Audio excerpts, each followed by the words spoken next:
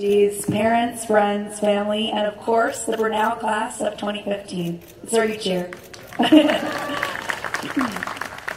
What's so incredible is that I was able to be on this stage, this priceless seat, yesterday as well as today, and to see a completely different group of people in these seats, still celebrating so much about their life, so much about their accomplishments, and have all this support, all this different support behind them is amazing. I actually just got to watch a mother and daughter reconvene before the mother actually got to see her daughter. I saw her.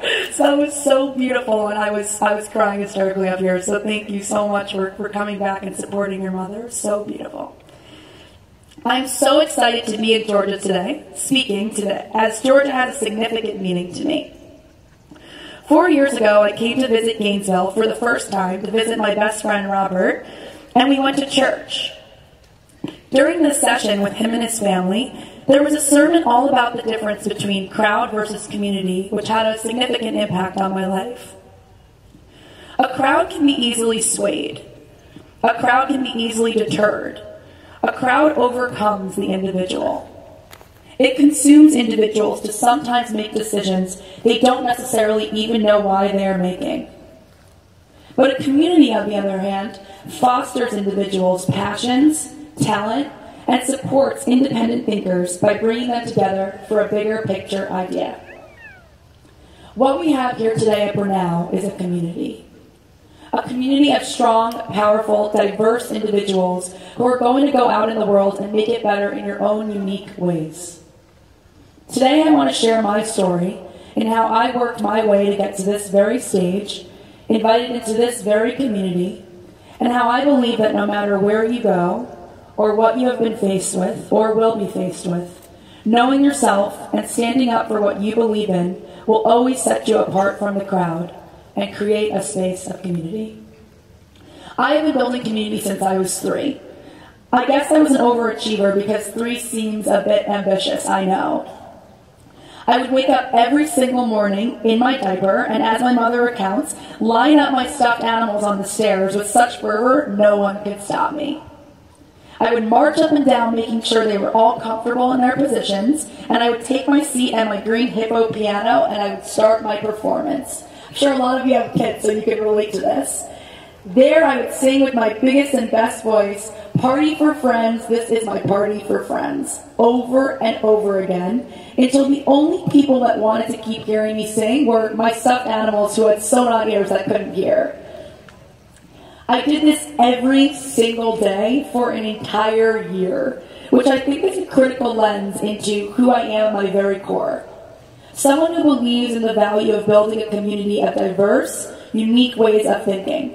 There were tons of different stuffed animals at my parties.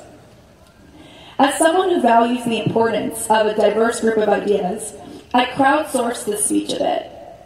As Brenau has been around for 137 years, and has obviously had to change with the times, they have included an online curriculum and are using technology to stay relevant. So I, although I'm a bit younger than 137 years, thought the only way to stay relevant during this commencement speech would be to ask my Facebook friends what they would say if they had a chance to speak to a class from 2015. Out of my 50+ responses, I chose a few that I thought would be inspiring. There were a few emotionally filled ones that I'm sure you have heard of, or at least renditions of. Do your dreams. Be sure you can look yourself in the mirror and be proud of the person looking back. Follow your heart and appreciate others. These are all very important, but what was not mentioned is how hard they are to follow. My upbringing was built on the idea that education is everything.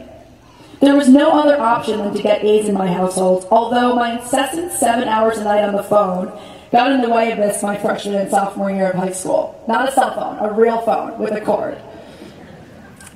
As I hit my junior year, my entire life transformed as the economy shifted, which led my family, me, my sister, being forced to move into 3 different towns and schools in 2 years, trying to figure out what made sense for my family economically.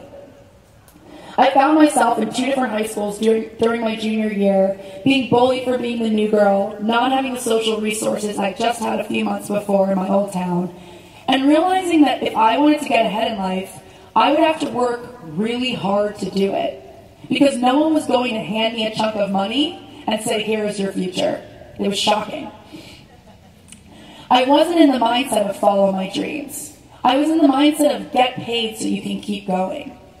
I ended up on a hard work spiral, throwing myself into schoolwork, which led me to the college of my choice, and left me very little time to really look myself in the mirror and ask myself if I was proud of the person looking back.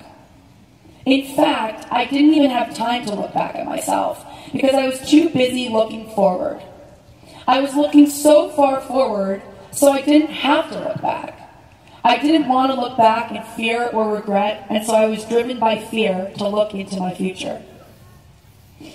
When I got into the college of my choice and was freed of the bullies, the rich kids, the people that didn't get that I was paving my own future, I moved full speed ahead. I was all about getting a 4.0, going to every single event on campus, having 3 jobs, being the director of recruitment for my sorority, having internships while I was working, and also maintaining an extremely avid social life. I got into the Bachelor-Master's program at my school as a sophomore to receive my master's in education, and kept moving forward to forgetting to appreciate my loved ones, my family, the people I really cared about. I was so busy thinking about my success and running away from failure that I found myself in a lot of crowds. A lot of people that didn't really know me because I didn't really know me. Okay, so this is where I stopped. Because this is where you are right now. You are at a beautiful and amazing crossroads where you get to control the outcome. You get to sit in these very seats today with those who love you, support you, and appreciate you. And you get to follow all of the advice that my Facebook friends helped me share with you. You get to do what makes you proud. You get to appreciate those who you love. You get to make the decisions to use what you have learned over the past few years and follow your dreams. How cool is that? A lot of people graduate and think, okay, now life starts. Here we go, and everything has to be perfect. Even if it wasn't perfect before you went back to go to graduate school. I don't think this is the case. In fact, I know it's not. Life is happening right now, was happening before you entered Brenau, and will continue after you leave. It is up to you to take it by the horns and run with it. Since I graduated college and graduate school, I have a lot on my resume. 4 days after graduating, plagued by the same mistakes I made in college, I threw myself into a job that wasn't the right fit for me, working 10 to 15-hour days in the hospitality industry. Throwing parties where Lindsay Lohan, Leonardo DiCaprio, and Rihanna, probably Kevin Bacon as well, would attend. And while on social media my life seemed awesome, I was exhausted and drained and felt a big gaping hole in my heart that was filled from when I was teaching. You may ask yourself, how did I go from teaching to event planning and nightlife? Well, that is a whole other story, but as I said, I have been party planning since I was 3 years old. About 4 years into this life I had built for myself in New York City, I realized something was off. I finally slowed down just enough to realize that I wasn't looking at a person I was proud of in the mirror, that I didn't even know what really made me happy. And so I started listening to what I call my internal GPS. Some other pieces of advice from my Facebook that I crowdsourced, which I find are fitting for the next part of my journey, are trust your intuition. Never be the smartest person in the room. And people will only treat you with how you allow them to treat you. When I asked myself, what do I want to do? What would I do if I didn't have to worry about money? I started paving a completely different path. A path that gave back to the world as much as possible. A path that connected me with entrepreneurs, nonprofit founders, and my current business partner, Tony, who is CEO of Zappos, who helped me create my reality. I asked and started to put myself in rooms where I was far from the smartest person in the room. In fact, I may have been the least smart person in the room. Asking questions, learning from those who had created companies, who had helped build villages, who had created cities. And I stopped allowing for those who did not serve me to treat me poorly. I started taking ownership of my own life. I stopped blaming others for my misfortunes.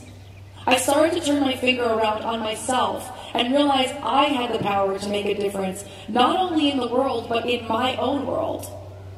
And so with a full-time job, I started taking on projects on the side.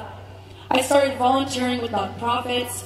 I started helping with events that made the world better on my own dime, exploring what made me happy while I was still able to receive a paycheck each month. Since I left my full-time job in 2012, I have started a company, CataylstCreativ, with Tony Shea, as mentioned. We combine education and experiences to help brands connect with millennials in an inspirational way. Can you believe it? I figured out a way to combine the two things I love, which many thought had nothing to do with each other. CataylstCreativ has worked with brands such as Starwood Hotels, Coca-Cola, Dell, NPR, among other accomplishments like helping to build a city in downtown Vegas. Yes, a city, with 300 businesses and a park made of shipping containers. I highly recommend you all visit in the past 3 years. This year I was awarded the Forbes 30 Under 30 award, and CataylstCreativ will be on its way to a multi-million-dollar company in the next few years. And guess what?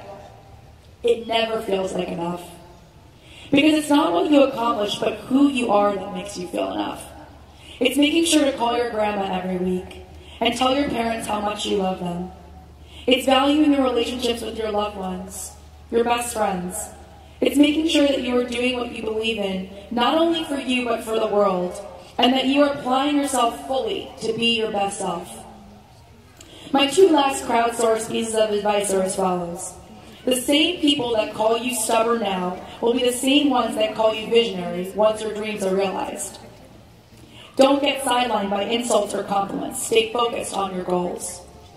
And if you want to make $1 billion, do something you would do every day for $0. Choose purpose and the profits will follow.